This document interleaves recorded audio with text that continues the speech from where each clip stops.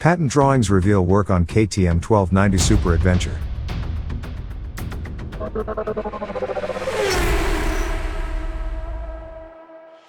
Welcome to the MOTORCYCLES.NEWS.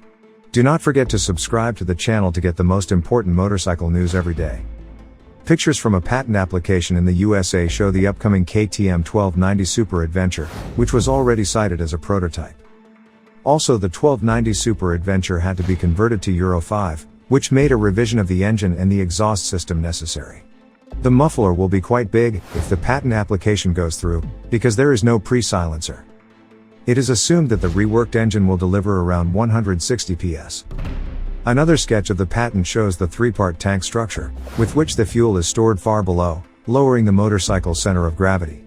Instead of the well-known one-piece seat, a two-piece version seems to be used in the future. The KTM 1290 Super Adventure will also be equipped with a radar system that enables automatic cruise control. The system ensures that the motorcycle automatically maintains a preset speed, but also automatically reduces the speed if a slower vehicle is caught up.